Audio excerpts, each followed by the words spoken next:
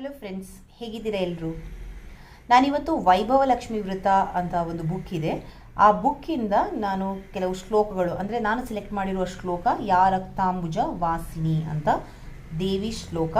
ಇದು ಬೆಳಿಗ್ಗೆ ಮತ್ತು ರಾತ್ರಿ ದಿನ ಹೇಳುವಂಥ ಒಂದು ಶ್ಲೋಕವಾಗಿದೆ. ಈ ಶ್ಲೋಕವನ್ನು ಯಾವ ರೀತಿ ಹಾಡ್ಬೋದು ಅಂತ ಇವತ್ತು ನಾನು ನಿಮಗೆ ಹೇಳ್ಕೊಡ್ತಾ ಇದ್ದೀನಿ. ಕೇಳಿಸ್ಕೊಳ್ಳಿ.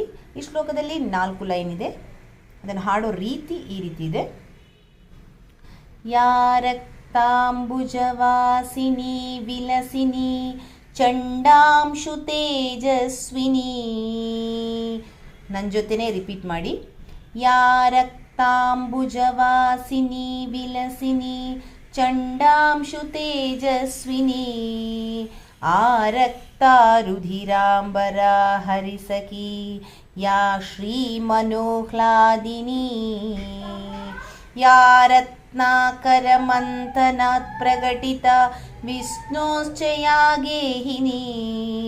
ಸಾಮಂ ಪಾತು ಮನೋರಮಾ ಭಗವತಿ ಲಕ್ಷ್ಮೀಶ್ಚ ಪದ್ಮಾಲಯ.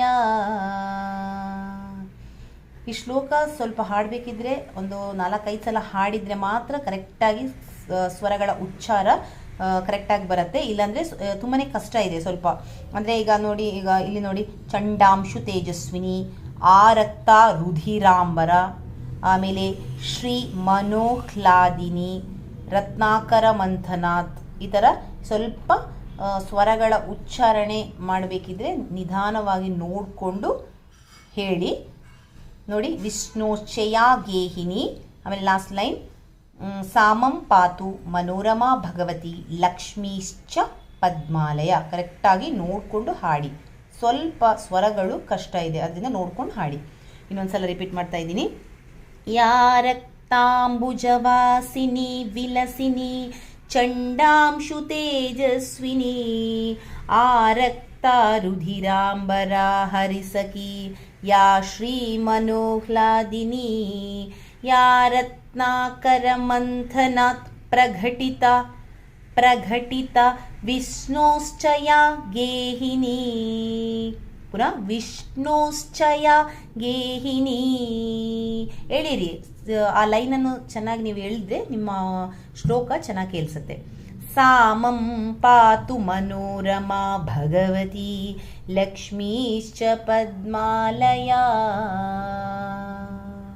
ನಿಲ್ಲಿಸಬೇಕಿದ್ರೆ ಲೈನನ್ನು ಪೂರ್ತಿಯಾಗಿ ಎಳೆದುಬಿಟ್ಟು ನಿಧಾನಕ್ಕೆ ನಿಲ್ಲಿಸೋದು, ಅಂದರೆ ಹಾಡೋದನ್ನು ಸ್ಟಾಪ್ ಮಾಡೋದು. ಈ ಥರ ಹಾಡಿ ನೀವು ಪ್ರಾಕ್ಟೀಸ್ ಮಾಡಿ ಸ್ನೇಹಿತರೆ, ನಿಮಗೆ ಬರುತ್ತೆ.